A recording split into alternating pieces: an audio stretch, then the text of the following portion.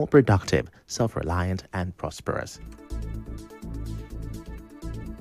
We failed to make the necessary investment decades ago. Our administration is setting things right now. I'm pleased to report that we have finally turned the corner. The worst is over, I say. Yesterday's pains are giving way to relief. I salute your endurance, support, and understanding. I will continue to work for you to steer the ship of our nation to a safer harbor. Under our leadership, our economy is recovering fast, and the reforms we started over 2 years ago are delivering tangible results.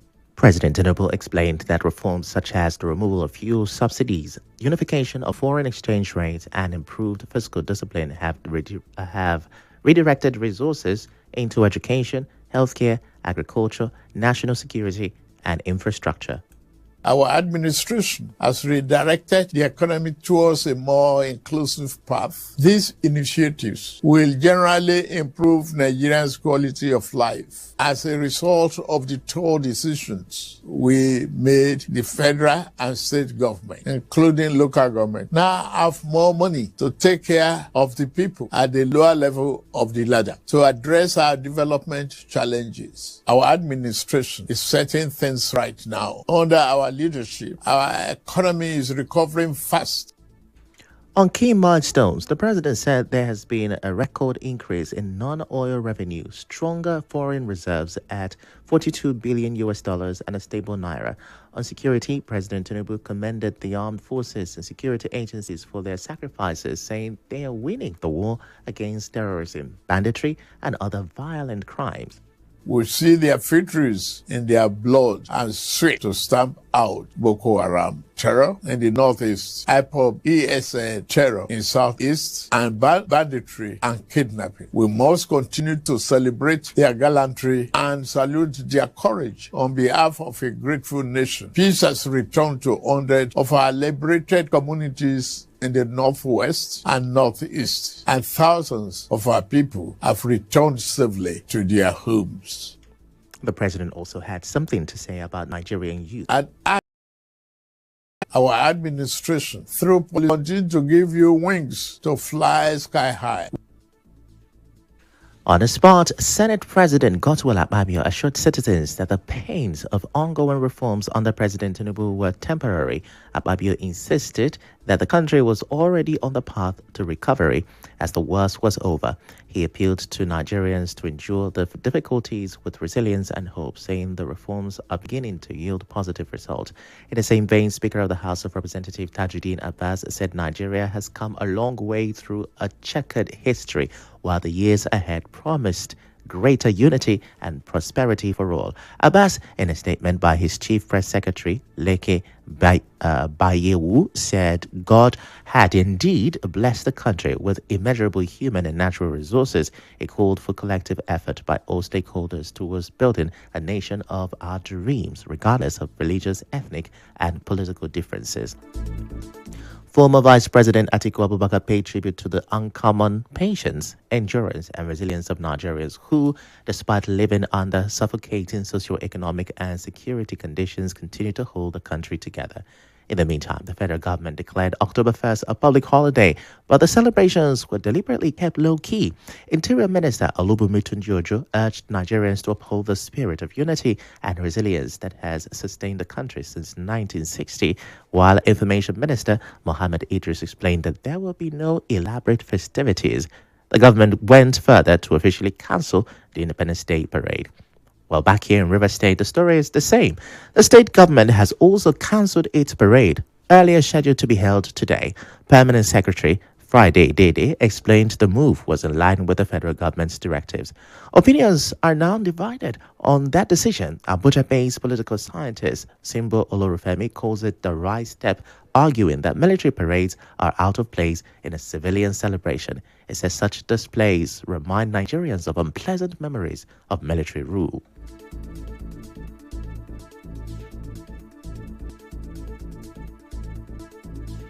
When it comes to independence celebration, I'm of the school of thought that believes that celebration is something we take to heart. So every time we have cause to mark our independence anniversary. For me, it should be a cause just as we reflect for celebration. I would rather want us to pay attention. We have cause to celebrate. We have cause to thank God. Even though we have challenges, I think we should be inspired by the gains we have made and build on that as we aspire for the future. But Lagos-based political analyst and lawyer Labour Soshoma is calling instead for a new wave of national reorientation, arguing that Nigeria may be politically free, but is not yet economically independent.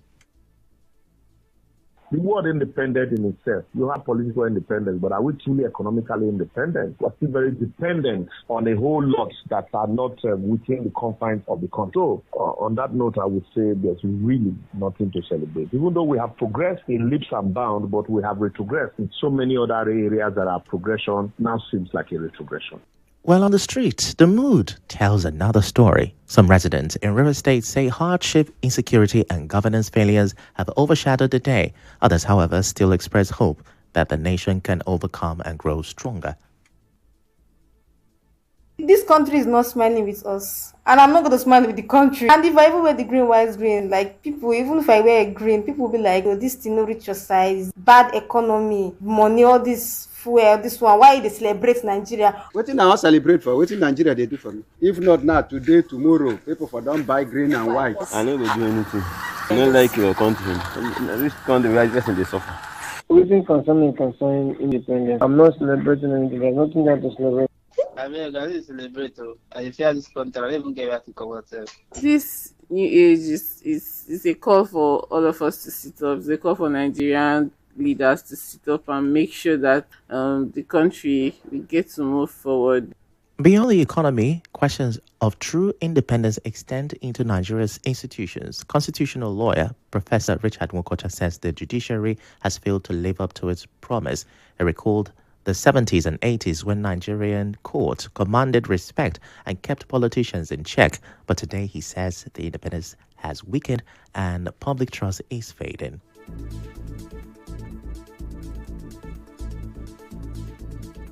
We carried ourselves with much more sense of responsibility and self-respect in the 80s and 90s than we are doing now. What we have now is a far cry from what it was at the time. I think this is one of the areas in which I will pray and wish that we go backward to what we had before now.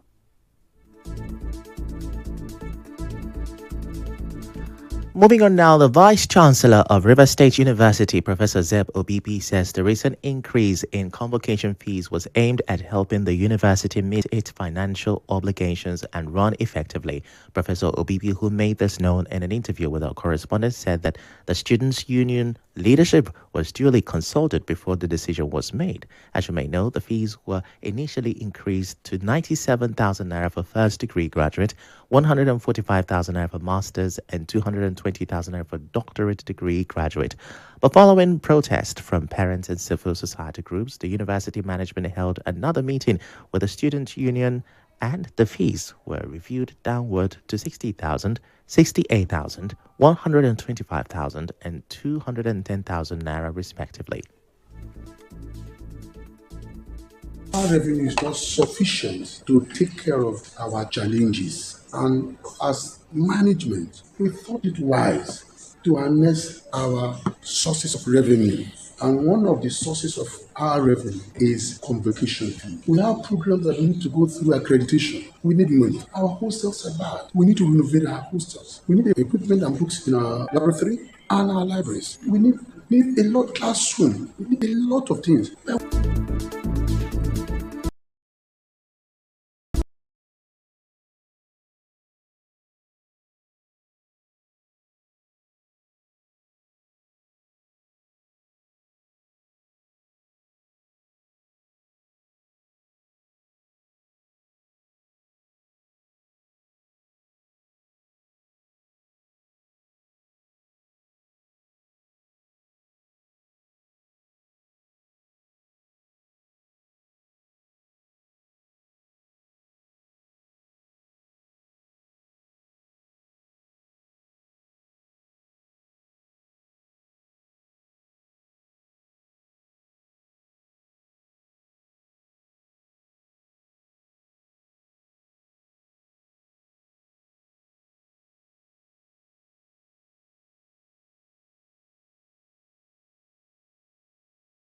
Staff members of the River State Hospitals Management Board in the 23 local government areas are claiming they have not been paid salaries for 9 months.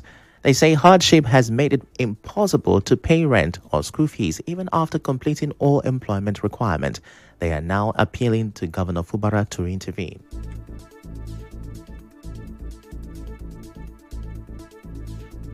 A lot of us were posted to remote areas. Some people were posted to Iche, some people at Buguma, some people at Aukrika. And we've been working for the past 9 months and we've not been paid. So we want to appeal to the governor. He's a governor that listens to the people. He should help us. Our counterpart that was employed at the same time with us in the River State University Teaching Hospital has been paid. But it's unfortunate that the 1,000 million employed staff by the River State governor has not been paid till now. As it is now, a lot of us, our rent has expired. We cannot renew our rent. We cannot send our children to school. We cannot pay our children school fees. Things has become so tough for us now. We've done all the necessary requirements. We've done our biometric over 4 months ago.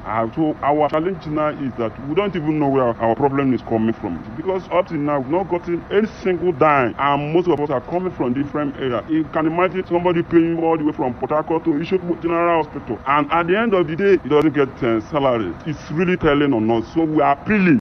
Our correspondent cited and confirmed some of their employment letters to support their claims.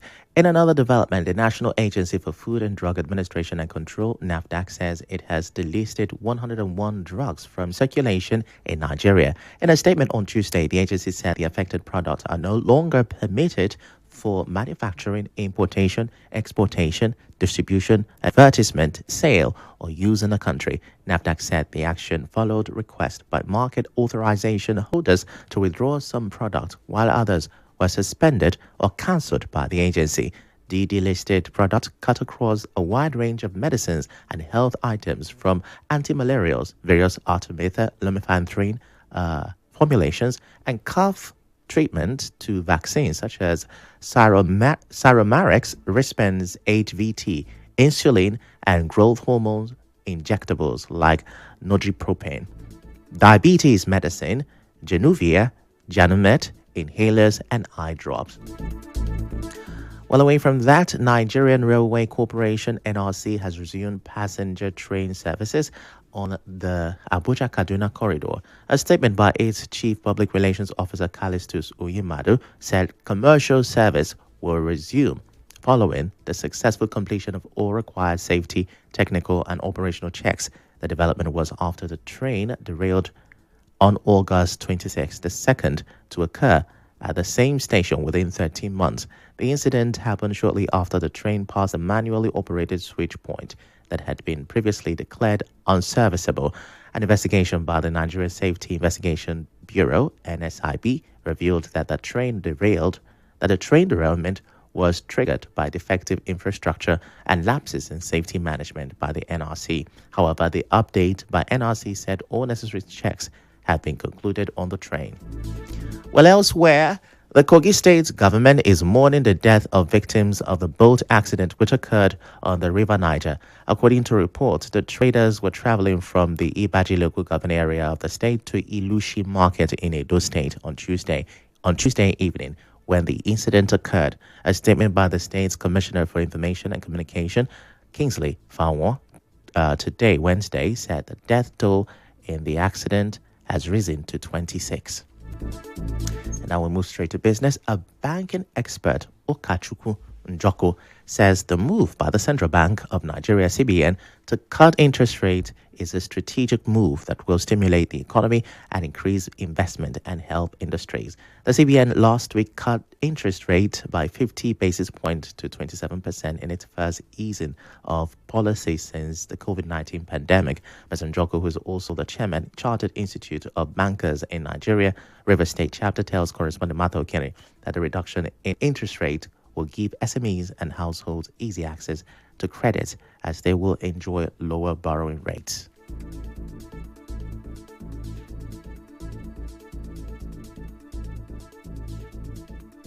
After borrowing, the next thing is to invest and also to go into production. And when production is encouraged, the economy will be stimulated, and it also helps in reducing the extended monetary tightening that we've been experiencing for some time now in the economy. The implication is that the inflation rate in the system has reduced. It means that we are having a better inflation rate now than before. Inflation is no more going high. The federal government says Dangote Group will redeploy staff earlier disengaged from its refinery operations following the resolution of its dispute with the Petroleum and Natural Gas Senior Staff Association of Nigeria. Now, the federal government also announced that the redeployed staff members will not suffer any loss of pay due to the redeployment. The Minister of Labour and Employment, Dr. Mohammed Maigari Dingyadi, confirmed this in a statement issued today, Wednesday, in Abuja. This comes after the National Security Advisor, NSA, Nuhu Ribadu, on Tuesday night urged